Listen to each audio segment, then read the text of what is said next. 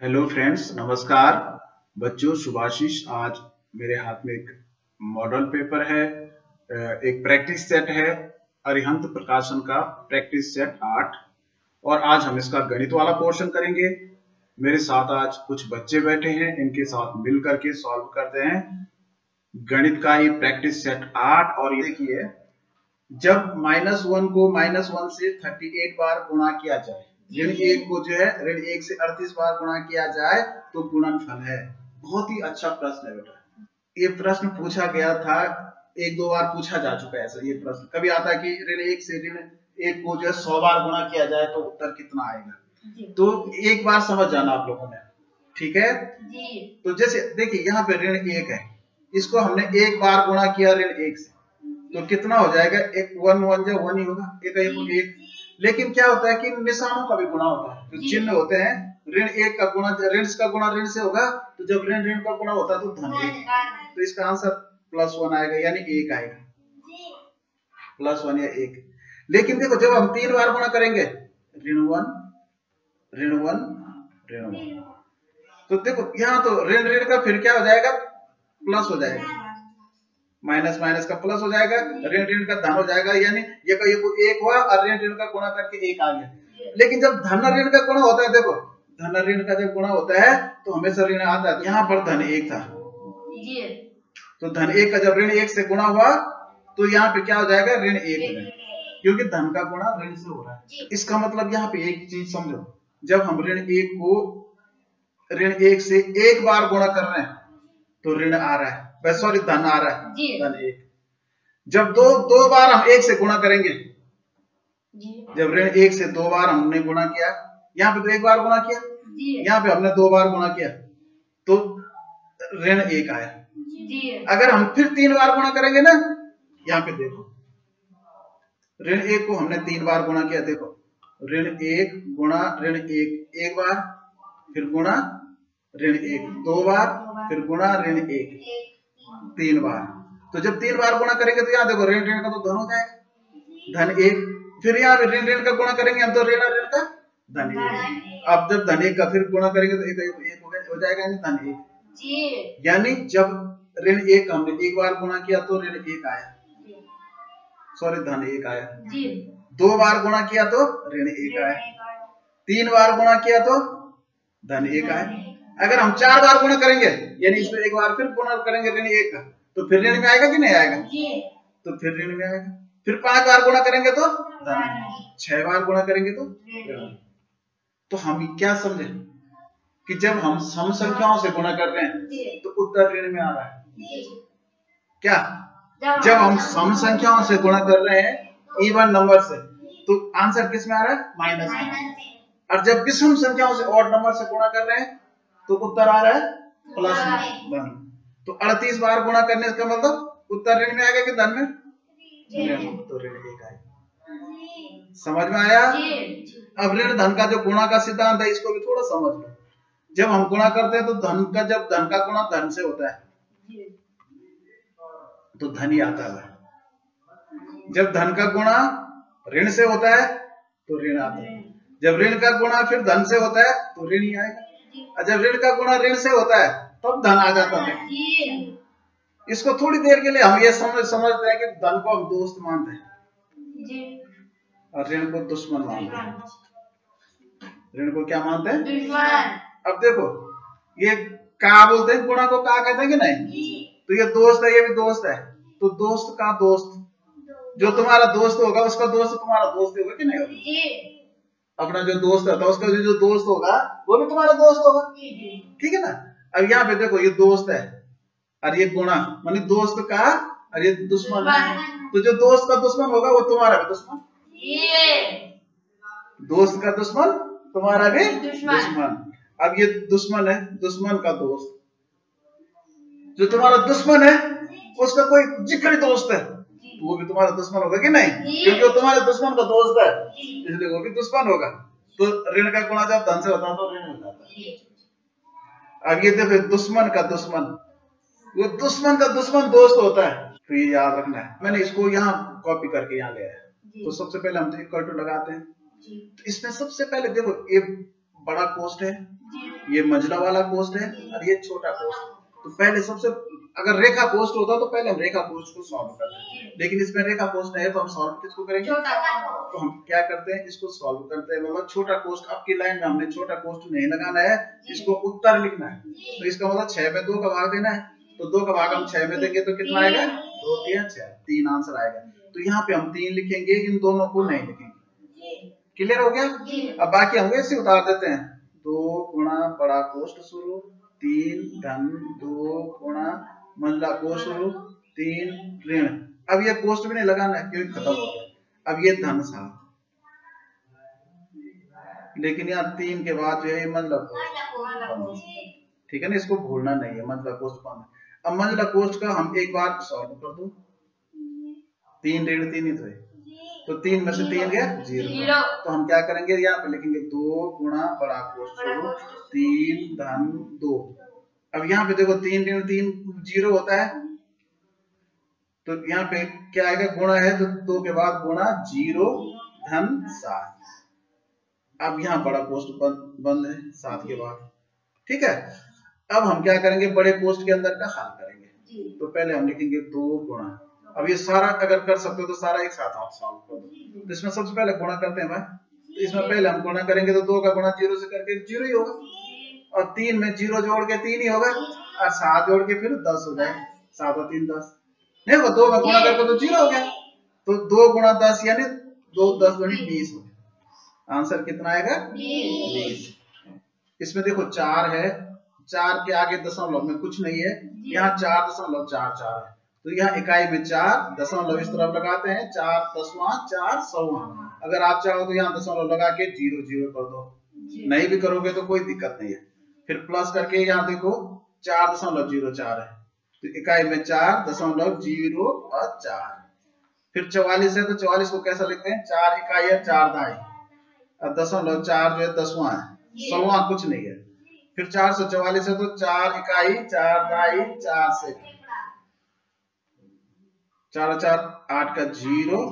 यहाँ चाहो तो दशमलव लगा सकते हैं, नहीं चाहो तो जरूरी नहीं है, ठीक है ना।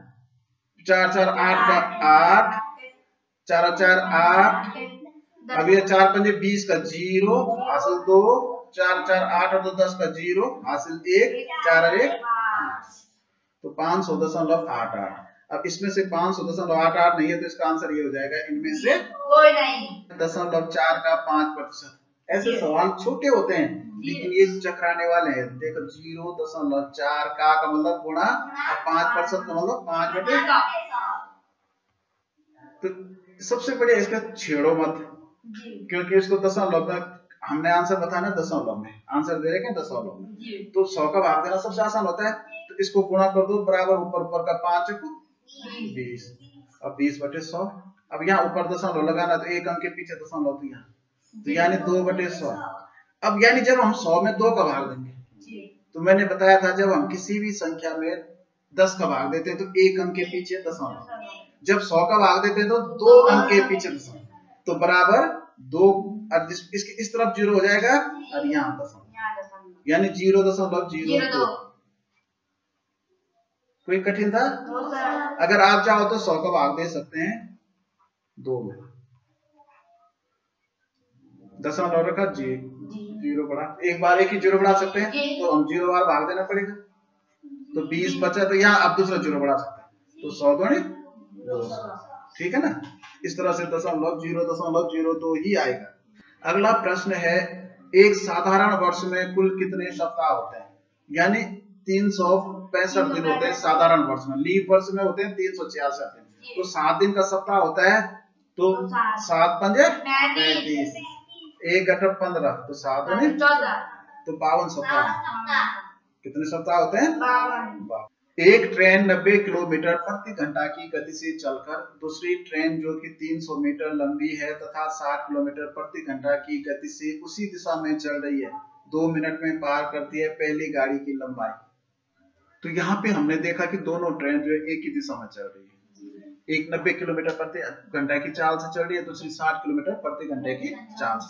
तो हमने क्या करा, पहले दोनों की चाल जो है हम मीटर प्रति सेकंड में निकालेंगे, तो 5 बटे 18 से गुणा करेंगे तो 18 कम 18 18 5 90, तो 5 5 25 मीटर प्रति सेकंड एक इसकी चाल आ गई। दूसरी ट्रेन की चाल मीटर प्रति सेकंड में ये 60 है तो 60 गुणा 5 बटे 18 होगा, तो 6 3 18 6 कम 6 0, अब नहीं कट रहा तो ये 50 बटे 3 मीटर प्रति सेकंड दूसरे की चाल होगी, ठीक है ना। अब हम देखेंगे कि दोनों जो है 2 मिनट में कितना चल रही है।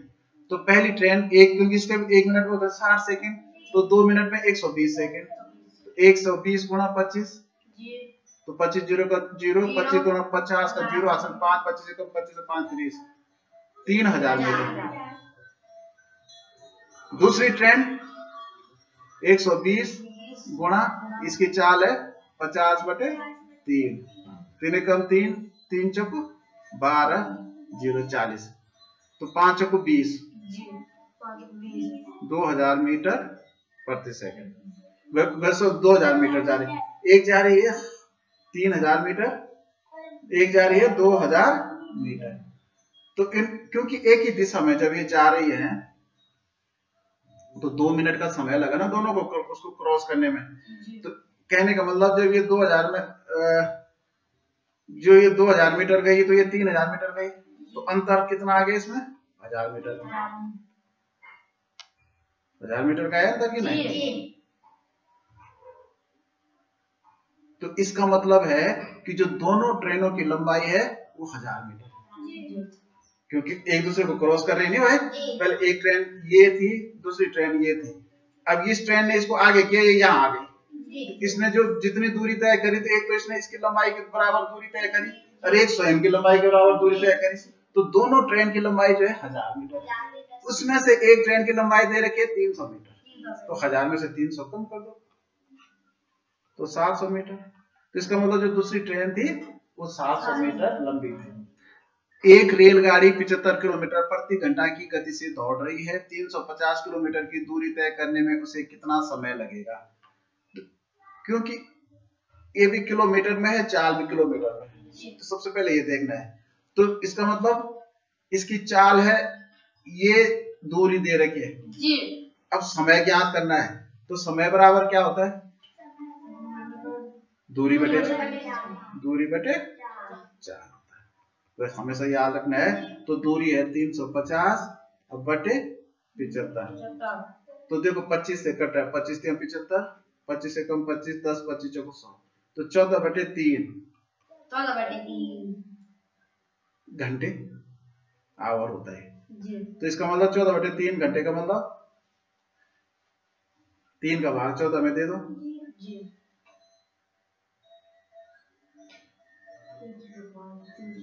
3 चौको 12 और यहाँ बचा 2, तो 4 से ही 2 बटे 3 घंटे, इसका मतलब 4 घंटे पूरे जी। अब 2 बटे 3 घंटे को, क्योंकि यहाँ 2 बटे 3 नहीं दे रखा है, तो हम यहाँ देखेंगे 60 मिनट का होता है घंटा, तो 60 का 2 बटे 3 कितना होता है? तो देखो 3 कम 3 3 दूनी 6 0 20 दूनी 40, तो इसका मतलब 40 मिनट होता है भाई, क्या 40 मिनट। तो 4 घंटे 40 मिनट का समय लगेगा। तो यहाँ पे थोड़ा चकराने के लिए दे रखा है उन्होंने कि हमारा उत्तर है 14 बटे 3 घंटे। 14 बटे 3 घंटे को हमने विषम भिन्न में बदला तो 4 घंटे पूरे, और ये जो टाइम है 2 बटे 3 मिनट है, तो हम क्या करेंगे? मिनट ज्ञात करने के लिए 60 का गुणा कर देंगे, ठीक है ना। तो 4 घंटे 40 मिनट। 500 सेंटीमीटर धन 50 मीटर धन 5 किलोमीटर बराबर है। तो इन सबको मीटर में बदलाते भैया, मीटर में, तो इसका मतलब जो है सबको हमने मीटर में बदलना है। तो 50 मीटर तो ठीक है, ये तो मीटर में ही है। तो 5 किलोमीटर में कितने मीटर? 1 किलोमीटर में 1000 होता है, तो 5 किलोमीटर में 5000। तो इसमें हमने क्या करना है? 5000 जोड़ देना है, तो ये दाई सैकड़ा 1000, तो 5000 मीटर और जोड़ेंगे इसमें, जुड़ेगा कि नहीं जुड़ेगा? और ये 50 सेंटीमीटर में जोड़ना है, तो देखो 50 सेंटीमीटर में कितने मीटर होंगे?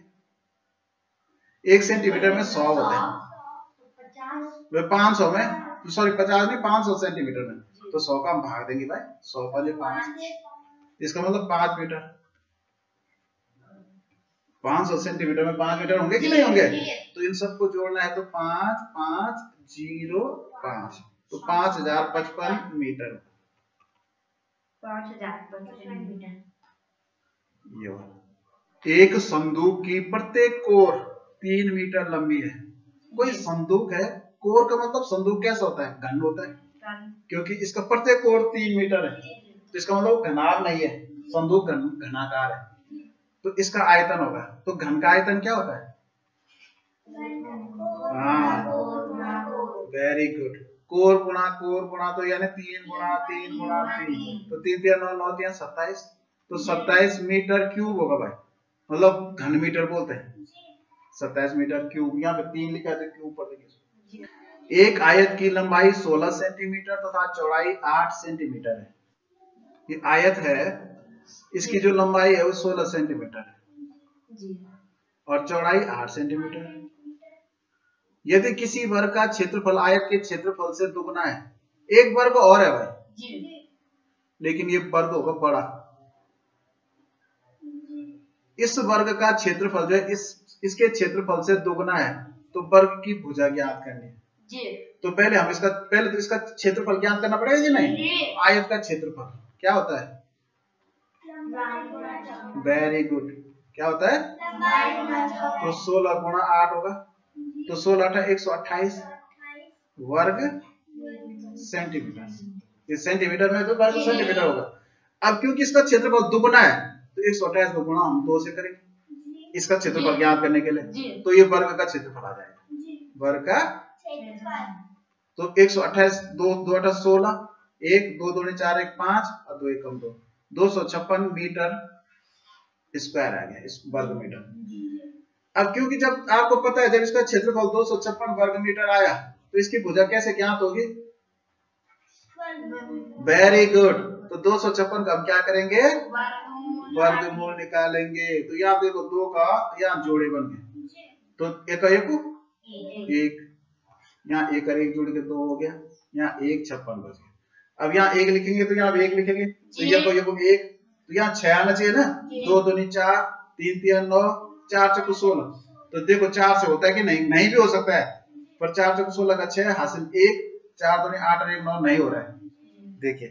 तो फिर हम आगे बढ़ेंगे, 5 5 25, 6 6 36 हो रहा है, देखो 6 हो रहा है, तो यहाँ भी 6, यहाँ भी 6, तो 6 6 36 का 6 हासिल 3, 6 2 12 3 15, देखो हो गया।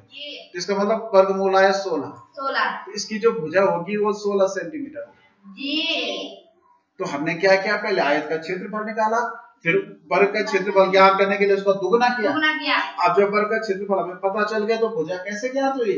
वर्गमूल निकाल। काजोल 1 घंटे में एक किताब का 1/3 भाग पढ़ती है। कोई किताब है, थोड़ी देर के लिए मैं किताब को ऐसा बना रहा हूँ, 1/3 भाग मतलब किताब के 3 भाग, तो इतना पढ़ते हैं कितने में? 1 घंटे।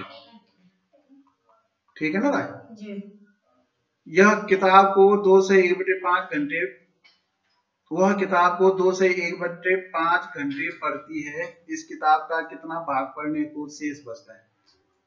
1 घंटे में पढ़ती है 1/3 भाग, तो इसको कितने घंटे लगे? 5 दूनी 10 और 11, मतलब इसको मैं विषम भिन्न में बदल रहा हूँ, तो 10 11/5 घंटे में कितना पड़ेगी? तो हम क्या करेंगे? 1/3 को गुणा करेंगे 11/5 से, तो 11 कम 11 और 5 या 15, 11/15 भाग। तो इतना तो पढ़ लिया उसने, 11/15 भाग। इस किताब का कितना भाग पढ़ने को शेष बचा? तो शेष भाग कितना होगा? तो यहाँ 15 है, तो 1 में से घटाते हैं ना, 1 ऋण 11/15, तो यहाँ 1/1 होगा, यानी हम इसको 15 से गुणा करेंगे तो 15/15 होगा कि नहीं होगा? तो 15/15 में मतलब कुल भाग 15 हो गए, तो 15 में से 11 भाग पढ़ लिए, तो शेष बचने को कितने बचे? 4। 15 में से 11 गए तो 4/15 भाग। इसका मतलब जो अब पढ़ने को शेष बचा वो 4/15 भाग। एक कमरा 12 मीटर लंबा और 8 मीटर चौड़ा है। इसके फर्श पर 2 मीटर भुजा के वर्गाकार पत्थर के कितने टुकड़े बिछेंगे?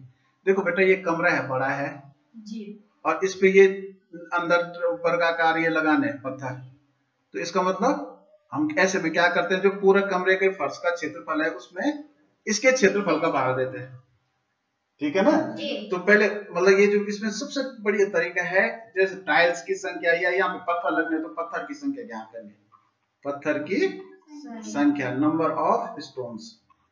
अब क्योंकि इसमें पत्थर बिछने तो इसकी लंबाई 12 मीटर है, चौड़ाई 8 मीटर है, तो हमने क्या किया, इसको ऊपर लिख दिया 12 गुणा 8। यहाँ मीटर है तो थोड़ा याद रखने के लिए मीटर लिख सकते हैं, दोनों मीटर में है ना। अब देखो यह अच्छी बात है कि यहाँ जो इस पे पत्थर लगेगा उसकी वो भुजा भी मीटर में है, तो जो पत्थर का क्षेत्रफल हो जाएगा वो 2 गुणा 2 होगा।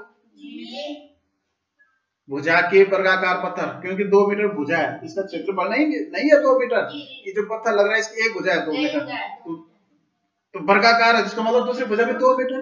तो ऊपर आ गया फर्श का क्षेत्रफल और नीचे टाइल्स का या पत्थर का क्षेत्रफल, तो इसको काट दो सीधे, 2 एकम 2, 2 छक्का 5, 2 एकम 2, 2 तिया 6, ये 2 चौका 8 कुछ भी करो, 8 तिया 24, तो इसका मतलब 24 पत्थर लगेंगे।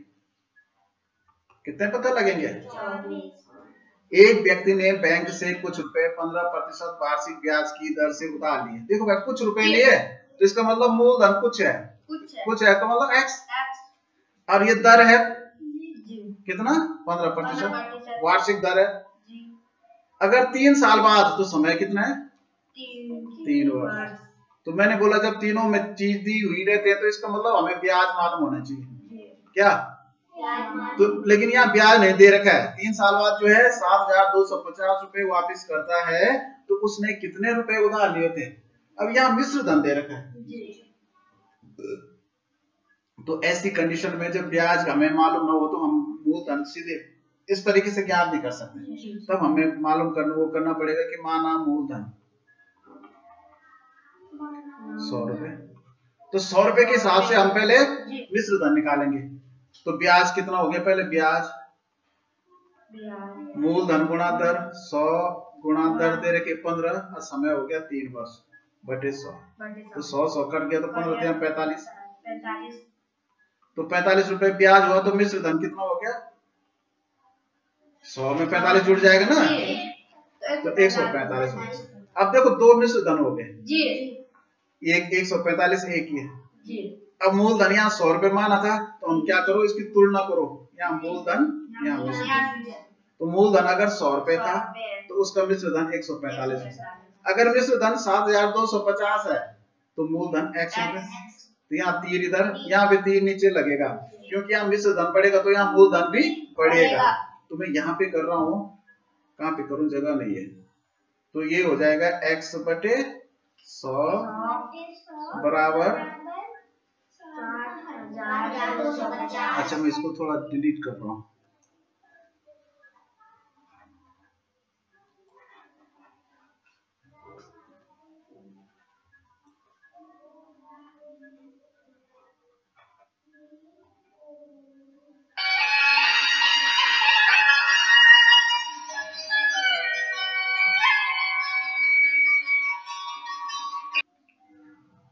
तो ये हो जाएगा x बटे 100 इक्वल टू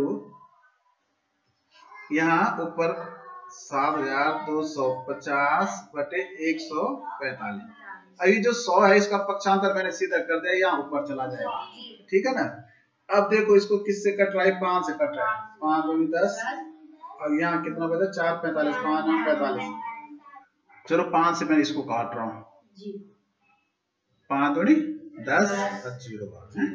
अब इसको मैंने गुणा किया, और अब यहाँ से 29 से ही कट रहा है, देखो 29 से काटेंगे तो 29 से कम 29,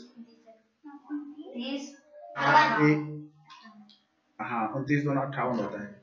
अब 58 है, 72 है, तो कितना बचा? 72 में से 58 गया तो 12 और 2 14 बचा।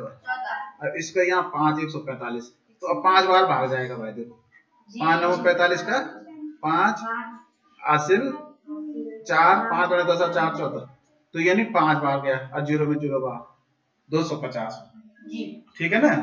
तो अब 250 को जब हम 20 से गुणा करेंगे तो 25 गुणा 50, अब 25 गुणा 50 और 1 0 1 0 1, इसका मतलब जो मूलधन था 5,000 था। यदि विक्रय मूल्य दोगुना कर दिया जाए तो लाभ 3 गुना हो जाता है। मानव वस्तु का जो क्रय मूल्य है CP x है और विक्रय मूल्य SP y है, तो लाभ बराबर क्या हो जाएगा? विक्रय मूल्य में से क्रय मूल्य घटा देंगे ना जी, y माइनस x हो जाएगा, ये लाभ हो गया। अब प्रश्न के अनुसार क्या है, विक्रय क्रय मूल्य जो है दोगुना हो गया, विक्रय मूल्य जी, SP जो है गुणा 2 हो गया, विक्रय मूल्य दोगुना हो गया।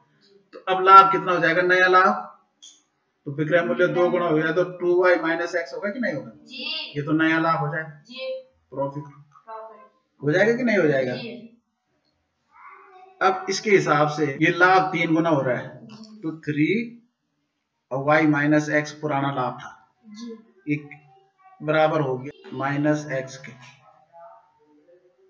ठीक है ना। अब तब इसको हम गुणा किया तो देखो, इसको जब हम गुणा करेंगे तो 3y के साथ गुणा करके 3y माइनस 3x बराबर 2y माइनस x, ठीक है। इसको अगर हमने सॉल्व किया, क्योंकि यहाँ प्लस में 3y है, ये 2y को हम इधर लाएंगे तो 3y माइनस 2y हो जाएगा, क्योंकि प्लस 2y जब इधर आएगा तो y, तो मतलब 3y में से 2y घटाया तो y बच गया।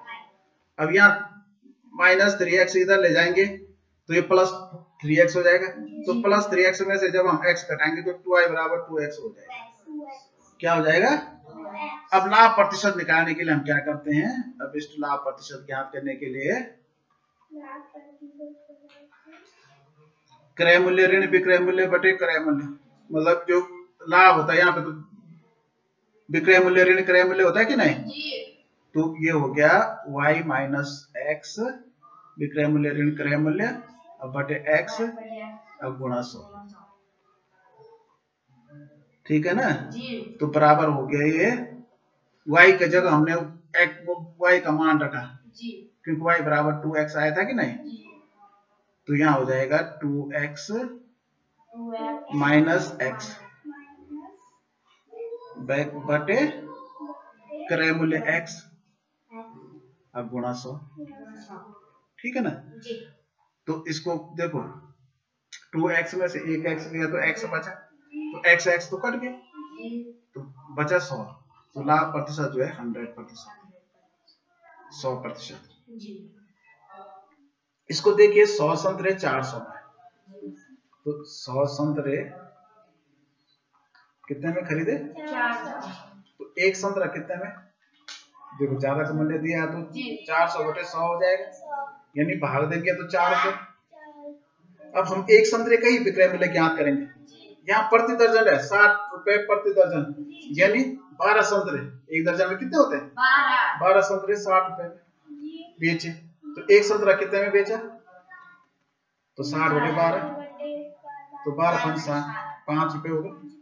तो अब सीधा सी बात हो गई, क्रय मूल्य 4 रुपए था, अब विक्रय मूल्य 5 रुपए, तो लाभ कितने का हो गया, 5 में से 4 घटाओ 1 रुपए, तो हमने लाभ प्रतिशत बताना है, लाभ प्रतिशत, तो लाभ गुणा 100 बटे क्रय मूल्य, क्रय मूल्य एक संतरे का, क्योंकि एक संतरे का क्रय मूल्य 4, तो 4 से हम काटेंगे तो 4 दूनी 8 और 4 पंजे 23, तो 25% का लाभ होगा।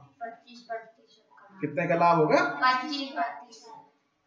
सबसे छोटी अभाज्य संख्या है, तुम्हें पता सबसे छोटी अभाज्य संख्या क्या है बताओ, 2 होती है, ठीक है, क्योंकि एक ना अभाज्य है ना भाज्य है। 11 इकाइयां 11 दहाइयां, देखो बेटा 11 इकाइयां ऐसे लिखी जाती है, 11 दहाई है, ये इकाई है ये दहाई है, तो 11 दहाई मतलब 1 सैकड़ा होगा, ये 1 दहाई होगा तो 1 सैकड़ा होगा, 11 दहाइयों से 1 सैकड़ा बनता है, 11 सैकड़े एक, अब ये दहाई में नहीं जाएगा, 11 सैकड़े यानी ये यहाँ पे इकाई दहाई ये सैकड़ा हो जाएगा, अतः ये हजारवें स्थान पर चला जाएगा, तो किसके बराबर है 1 1 और 1 2 1 और 1 2 और 1 1221 के बराबर है। कितना अच्छा प्रश्न था, 11 इकाइयां ये हो गई, तो क्योंकि हमें देखो ये 11 इकाइयों में एक दहाई होगी कि नहीं होगी, जब हम 11 इकाई कहीं पे लिखेंगे तो इसका मतलब एक इकाई है एक दहाई है, तो ये एक इकाई एक दहाई, तो ये 11 दहाइयां हैं, तो दहाई तो 1 9 तक होती है ना, जब 10 दहाई होगी तो 100 हो जाएगी, इसका मतलब ये सैकड़ा है, तो ये एक दहाई है एक सैकड़ा है और ये 100 सैकड़े हैं, तो इसका मतलब इसमें ये एक सैकड़ा है 1000 है, जी तो इन सबको जोड़ेंगे तो 1221। 70560 में 5 और 6 के स्थानीय मानों का गुणनफल। तो ये तो बेटा बहुत सरल है। 70560 है तो 5 और 6 का स्थानीय मान, तो 6 का तो 60 होगा और 5 का 500। तो जब हम इसको गुणा करेंगे तो 500 गुणा 60 हो जाएगा, तो ये तो 5 का 30 हो जाएगा। अब ये 2 जीरो ये 1 जीरो ये 1 2 और 3, तो 30,000 हो जाएगा। वाव। संख्याओं 12, 14, 16, 18 में से कौन सी संख्या उस संख्या का भाज्य होगी जिनके भाज्य 16 एवं 7 है?